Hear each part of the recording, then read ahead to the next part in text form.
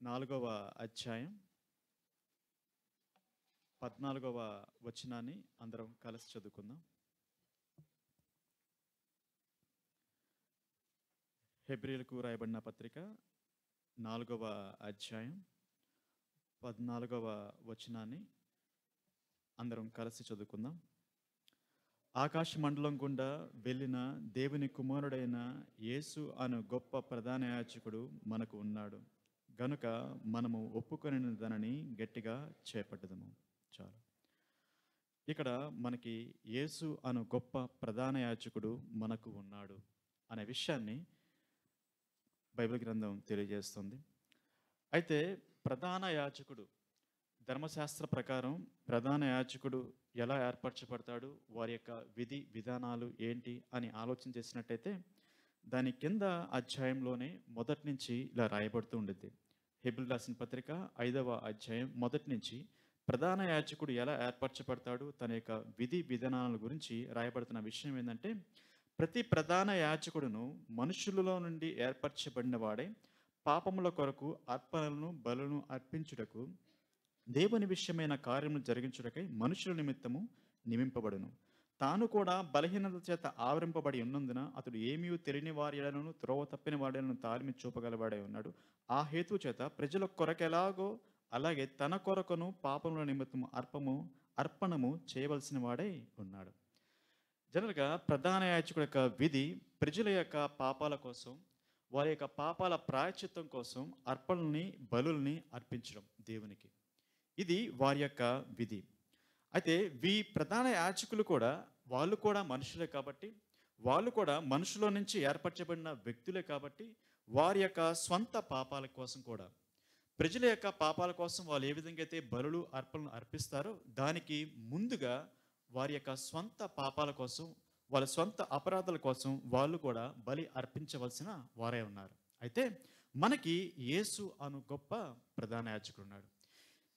సామాన్యంగా ధర్మశాస్త్రం ప్రకారం ఉన్న ప్రధాన యాజకులైతే వారి యొక్క స్వంత పాపాల కోసం కూడా అర్పించిన తర్వాత ప్రజల యొక్క పాపాల కోసం బలుల్ని అర్పణని అర్పిస్తూ ఉంటారు. అయితే మన ప్రధాన యాజకుడైన యేసు ప్రధాన యాజకుడైన ఈయన ఎలాంటి వాడు, మన ప్రధాన యాజకుడు ఎలాంటి వాడు అనే విషయాన్ని మనం గమనించినట్టయితే ఇదే హెబ్రీయులకు రాసిన పత్రిక 7వ అధ్యాయం 26లో యేసు ప్రభువారి గురించిన మాటలు రాయబడుతుంటాయి. మన ప్రధాన యాజకుడి గురించిన మాటలు ఈ విధంగా రాయబడుతుంటాయి. 7:26 పవిత్రుడును నిర్దోషియు నిష్కల్మషుడును పాపులలో చేరక ప్రత్యేకంగా ఉన్నవాడును ఆకాశ మండలం కంటే మిక్కిలి హెచ్చైన వాడునైన ఇట్టి ప్రధాన యాజకుడు మనకు సరిపోయినవాడు.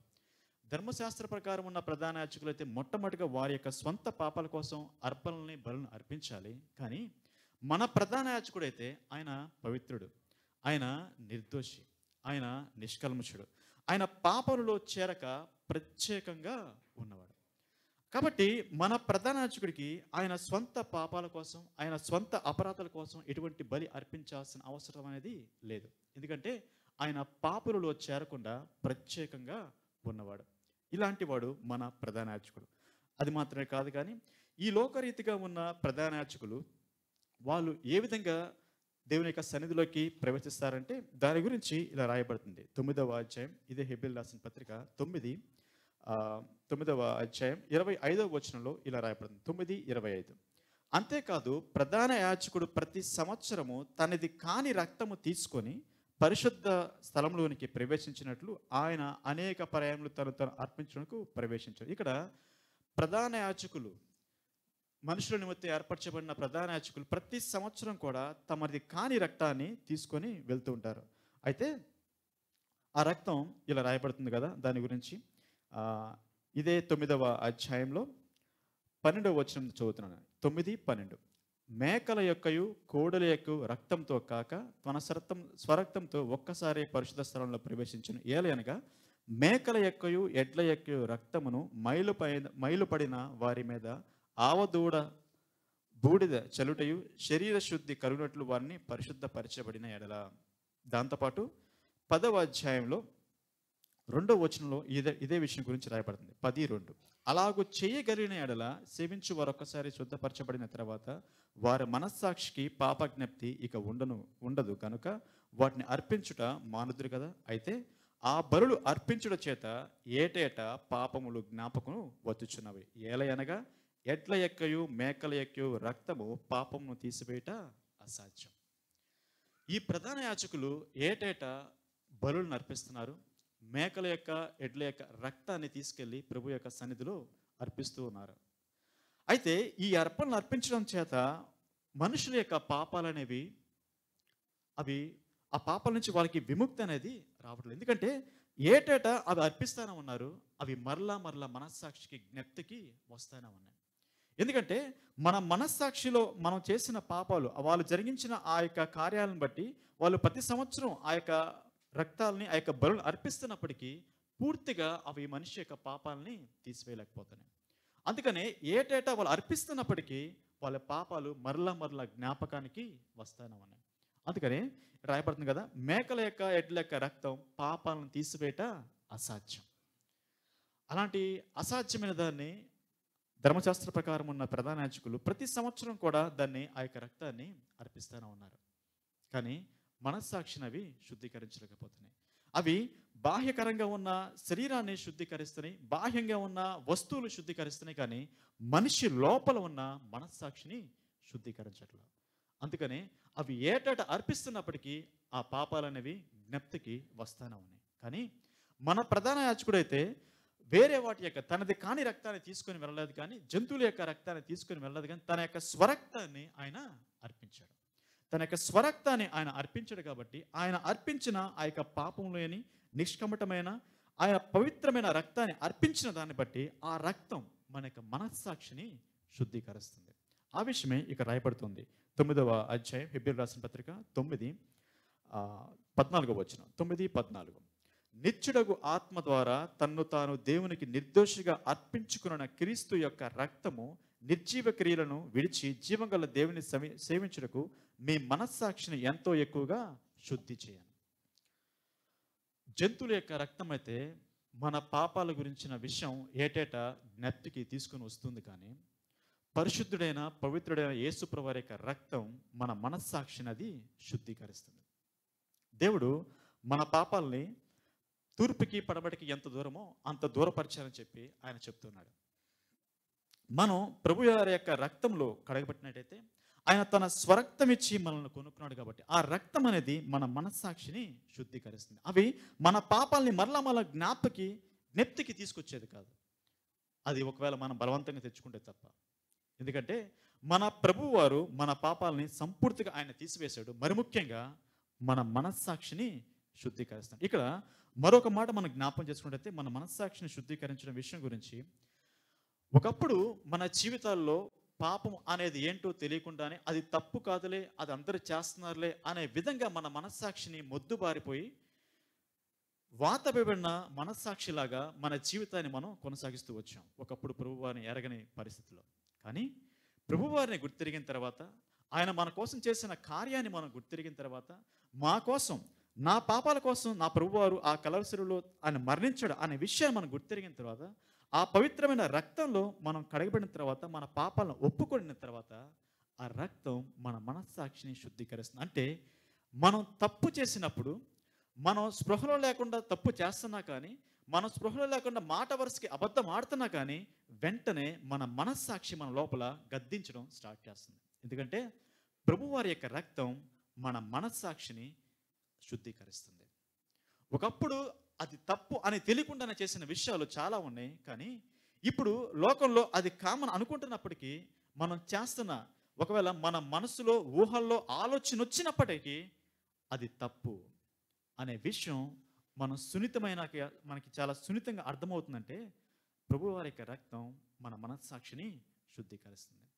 ఒకప్పుడు బాహ్యంగా చేస్తేనే తప్పు అనుకుంటాం, కానీ ఇప్పుడు మన ఊహల్లో అలాంటి ఆలోచన వచ్చినా ఇది తప్పు అనే విషయం మనకు అర్థమవుతుందంటే ప్రభువారు యొక్క రక్తం మన మనస్సాక్షిని శుద్ధీకరిస్తుంది. అంటే పాపిగా ఉన్న వ్యక్తిని పవిత్రపరచడానికి, రక్షణ లేని వ్యక్తిని రక్షణ తీసుకురావడానికి ప్రభువారి యొక్క రక్తం ఎలాంటి ప్రాముఖ్యతని కలిగి ఉందో, రక్షింపబడిన విశ్వాసి ప్రభువారి యొక్క సారూప్యంలోకి మారడానికి, మన జీవితాన్ని, మన యొక్క స్వభావాన్ని, మన మనస్సాక్షిని శుద్ధీకరించడానికి అంతే ప్రభావితంగా ఆ రక్తం మనల్ని కడుగుతూ ఉంది.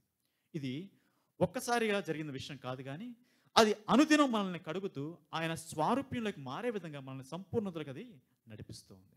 అందుకని మనకి మన ప్రధాన యాజకుడు తనది కాని రక్తంతో ఆయన మనల్ని మన యొక్క పాపాల కోసం బలి అర్పణలు అర్పించాల. తనది కాని రక్తంతో, జంతువుల యొక్క రక్తంతో మనకి ఆయన పాపక్షమాపణ తీసుకురాల. తన స్వరక్తం ఇచ్చి మనల్ని ఆయన కొనుక్కున్నాడు. తన స్వరక్తం ఇచ్చి మన పాపాలకి విడుదల కలగజేశాడు. తన స్వరక్తం ఇచ్చి ఆయన ఆ యొక్క పవిత్రమైన రక్తం చేత మన మనస్సాక్షిని శుద్ధీకరించేవాడుగా ఉన్నాడు.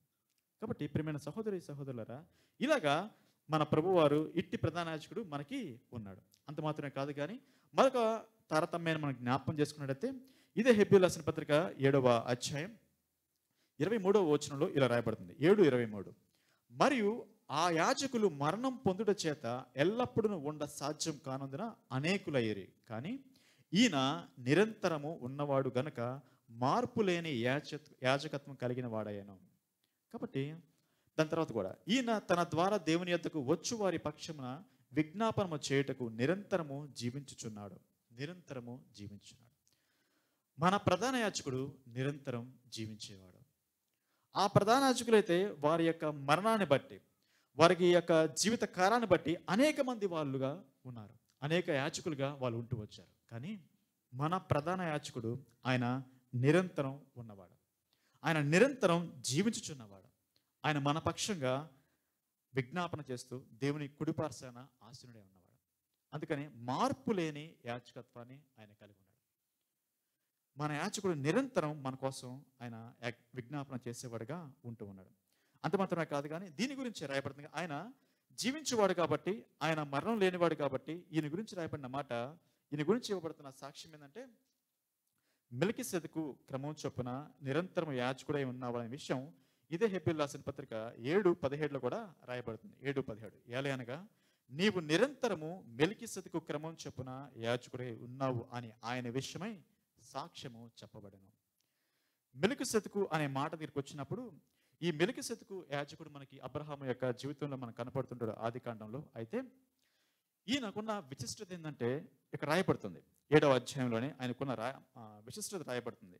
7వ అధ్యాయం 3వ వచనం చివరి నుంచి నేను చదువుతున్నాను. 3వ వచనం లాస్ట్ 2-3 లైన్స్ నుంచి నేను చదువుతున్నాను. రైట్. దేవుని మెల్కీసెదెకు నిరంతరము యాజకుడుగా ఉన్నవాడు. అతని పేరుకు మొదట నీతికి రాజనియు, తర్వాత సమాధానపు రాజనియు అర్థమిచ్చినట్టు షాలేము రాజని అర్థము.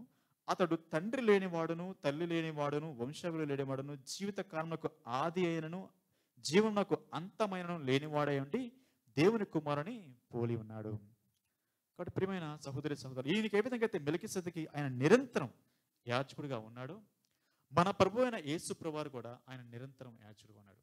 ఇక్కడ ఈ మెల్కీసెదెకు ఉన్న మరొక ప్రత్యేకత ఏంటంటే, ఈయన రాజు, అదేవిధంగా యాజకుడు, రెండు కలగలిసిన వ్యక్తి ఈ మెల్కీసెదెకు. ఇదే విధంగా మన యేసు ప్రభువారి యొక్క జీవితంలో కూడా ఆయన రాజుల వంశానికి చెందిన వ్యక్తి, యాజకత్వ వంశానికి చెందిన వ్యక్తి.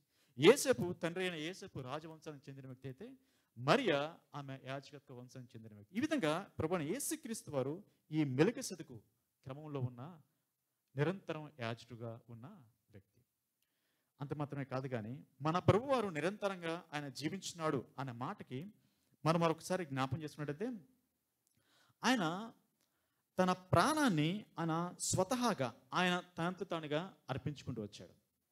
ఆయన స్వతహాగా దాన్ని అర్పించుకున్నాడు. ఆయన స్వతహాగా దాన్ని తిరిగి ఆయన తీసుకున్నాడు. ఈ విషయమే యోహాను సువార్తలో కూడా ఇలా రాయబడుతుంది. యోహాను సువార్త 10వ అధ్యాయంలో, యోహాను సువార్త 10వ అధ్యాయం 17వ వచనాన్ని నేను చదువుతున్నాను. యోహాను సువార్త 10:17. నేను దాని మరలా తీసుకున్నట్లు నా ప్రాణము పెట్టుచున్నాను. ఇందువలనే నా తండ్రి నన్ను ప్రేమించున్నాడు. ఎవడును నా ప్రాణము తీసుకున్నాడు, నా అంతట నేనే దాన్ని పెట్టుచున్నాను. దాన్ని పెట్టుటకు నాకు అధికారం కలదు, దాన్ని తిరిగి తీసుకున్నటకును నాకు అధికారం కలదు. ప్రభువైన యేసుక్రీస్తు వారు ఆయన తనంతట తానుగా మన కోసం తన ప్రాణాన్ని అర్పించాడు. అందుకని లేఖనాల ప్రకారం ఆయన చనిపోయాడు. అదే లేఖనాల ప్రకారం తిరిగి 3వ దినాన మృత్యుంజయుడిగా ఆయన లేచాడు. ఆయన తనంతట తానుగా తన ప్రాణాన్ని పెట్టాడు. ఆయన తనంతట తానుగా ఆ ప్రాణం నుంచి మృత్యుంజయుడిగా తిరిగి లేచాడు. ఎందుకంటే మన ప్రధాన యాజకుడు ఆయన నిరంతరం జీవించేవాడు. మనల్ని సంపూర్తిగా రక్షించడానికి ఆయన సమర్థుడు. ఇట్టి ప్రధాన యాజకుడు మనకున్నాడు. మన ప్రధాన యాజకుడు తన స్వరక్తం ఇచ్చి మనల్ని కొనుక్కున్నాడు. మన ప్రధాన యాజకుడు తన స్వరక్తం ఇచ్చి మన మనస్సాక్షిని శుద్ధీకరిస్తున్నాడు, మనల్ని రక్షణలోకి నడిపిస్తున్నాడు.